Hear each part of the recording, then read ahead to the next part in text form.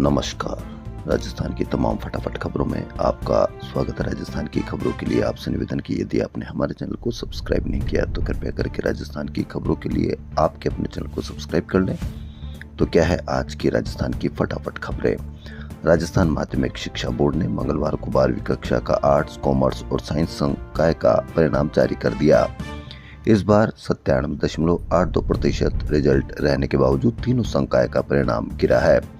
पिछले साल से कॉमर्स में सर्वाधिक 4.26%, आर्ट्स में 0.38% और साइंस में 0.35% रिजल्ट कम रहा।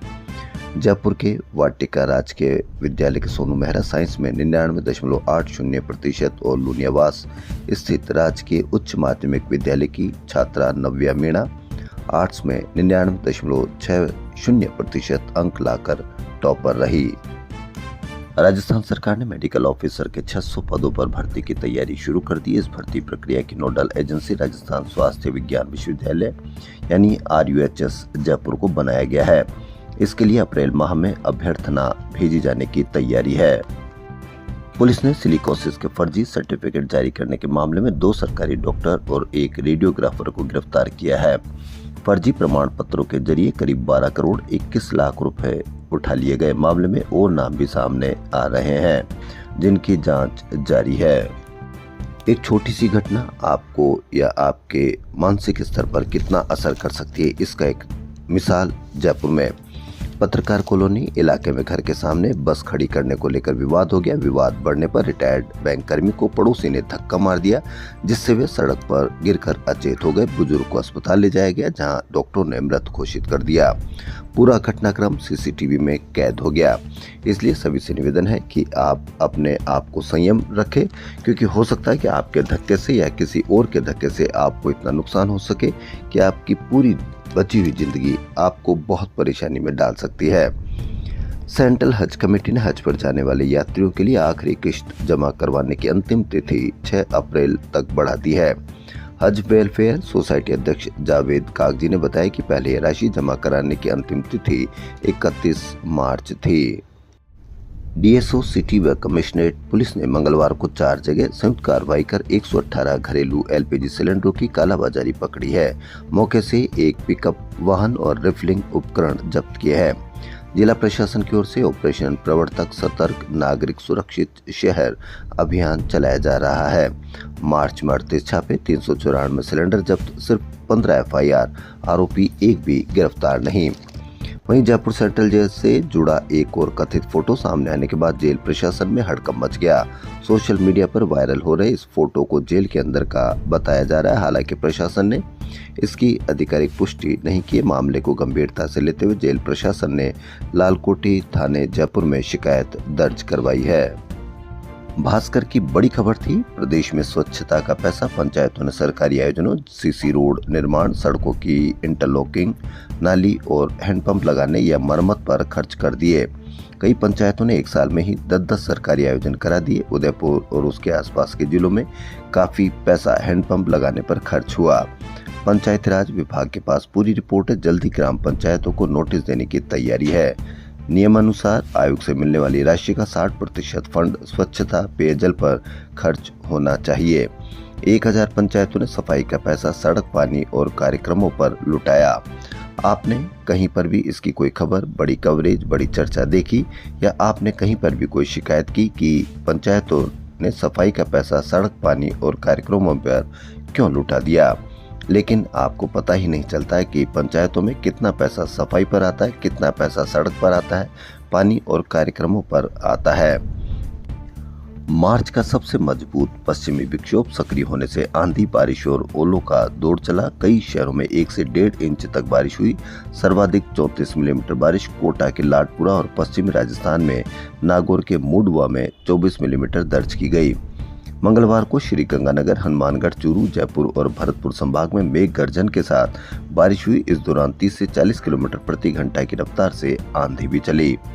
मौसम विभाग के अनुसार विक्षोभ के प्रभाव से पश्चिमी राजस्थान और आसपास के क्षेत्र के ऊपर एक परिसंचरण तंत्र बनने से मौसम का मिजाज पलटा है। इससे दोपहर बाद अचानक मौसम बदलने के साथ आंधी बारिश का दौर चला। मार्च में भी पारा रहा ठंडा, प्रदेश में 1.5 इंच तक बारिश, ओले भी, अप्रैल में भी बादल छाए रहेंगे, यानी गर्मी अब आपको कम परेशान करेगी।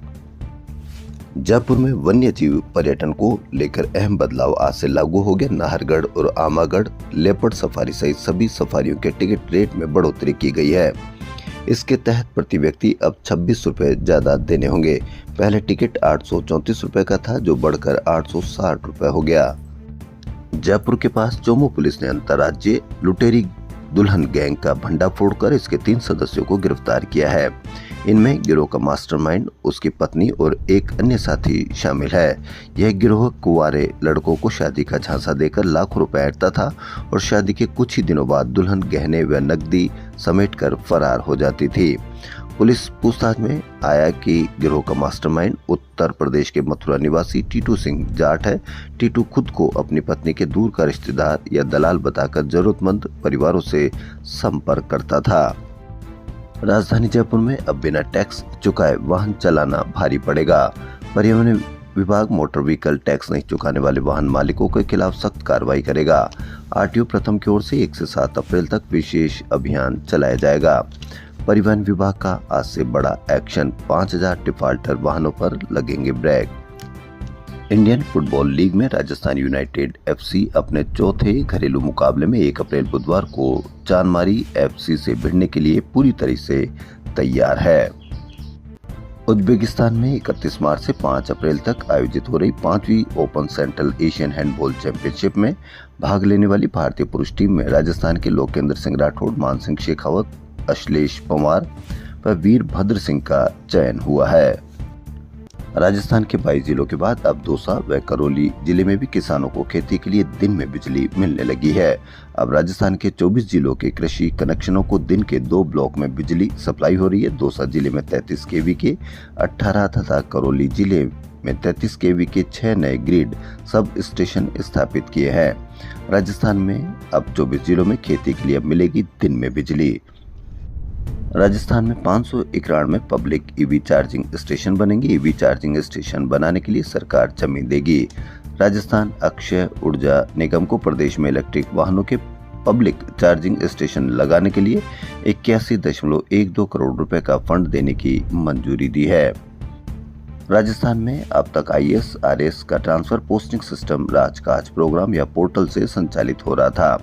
सरकार ने इसका अपडेट वर्जन राजकाज 2.0 तैयार किया। ये पुराने सॉफ्टवेयर का एक एडवांस और मॉडर्न वर्जन है, लेकिन इस सिस्टम में प्रशासनिक एवं वित्तीय पावर समाहित नहीं होने के कारण अब 346 लाख की लागत से नया सिस्टम तैयार किया है। इसमें मैन पावर के इंतजाम के साथ 2028 तक के लिए नया सॉफ्टवेयर तैयार हुआ है। AI आधारित नए सिस्टम में कुछ एडवांस फीचर दिए जाएंगे। वेब एप्लीकेशन को नए सिरे से डिजाइन और विकसित किया जाएगा। IAS और RS ट्रांसफर पोस्टिंग सिस्टम अब AI आधारित होगा। राजस्थान सरकार ने अन्य पिछड़ा वर्ग यानी राजनीतिक प्रतिनिधित्व आयोग का कार्यकाल 30 सितंबर तक बढ़ा दिया है। आयोग का गठन 9 मई को हुआ था। ऐसे में तीसरा मौका है जब आयोग का कार्यकाल बढ़ाया गया है। राजस्थान सरकार के देवस्थान विभाग की वरिष्ठ नागरिक तीर्थ यात्रा योजना 2025-26 के तहत मंगलवार को दुर्गापुरा रेलवे स्टेशन जयपुर से रामेश्वरम मदुरई के लिए विशेष ट्रेन रवाना हुई। इससे देवस्थान मंत्री जोराराम कुमावत ने हरी झंडी दिखाई। जयपुर, कोटा व भरतपुर संभाग के कुल 990 वरिष्ठ जन रामेश्वरम मदुरई के लिए रवाना हुए।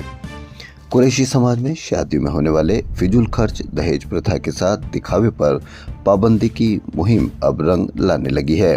कुरैशी समाज ने शादियों में नो दहेज, नो डिनर, नो गार्डन की पॉलिसी 1 साल पहले लागू की थी। वहीं कुरैशी समाज में अब मस्जिद में शरबत पिलाकर सादगी से निकाह किया जा रहा है। 50 लाख रुपए बीमा राशि के लिए भाई की हत्या, शव सड़क पर फेंककर हादसा बताया। बड़ी खबर, दुख भरी खबर। राजसमंद से देवगढ़ थाना क्षेत्र में 7 मार्च को रिको एरिया के पास कुंडेली रोड पर हुई देवी सिंह रावत की मौत के मामले में चौंकाने वाला खुलासा हुआ। जिसे पहले सड़क हादसा बताया जा रहा था, वह अब सुनियोजित हत्या निकली। पुलिस ने मृतक के सगे भाइयों सहित 4 आरोपियों को गिरफ्तार कर लिया। हत्या के पीछे 50 लाख रुपए की बीमा राशि हड़पने की साजिश सामने आई है। थानाधिकारी मुकेश कुमार ने बताया कि बड़ावास बगगढ़ निवासी दूध सिंह उर्फ दिनेश सिंह और उसका भाई भगवान सिंह, गणेशपुरा रावली थाना टाडगढ़ जिला ब्यावर निवासी सुरेंद्र सिंह तथा जस्सा खेड़ा भीम निवासी टीकम सिंह साक्ष्य मिटाने के आरोप में गिरफ्तार किए गए हैं। जांच में सामने आया कि देवी सिंह के नाम पर कुछ माह पहले करीब 50 लाख रुपए की दुर्घटना बीमा पॉलिसी करवाई थी। होली पर जमीन रजिस्ट्री का बहाना बनाकर मृतक को गुजरात से गांव बुलाया।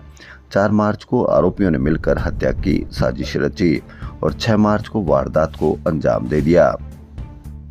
राजस्थान लोक सेवा आयोग द्वारा RS 2024 के 9वें चरण के साक्षात्कार आज से शुरू किए जा रहे। ये चरण 17 अप्रैल तक चलेगा।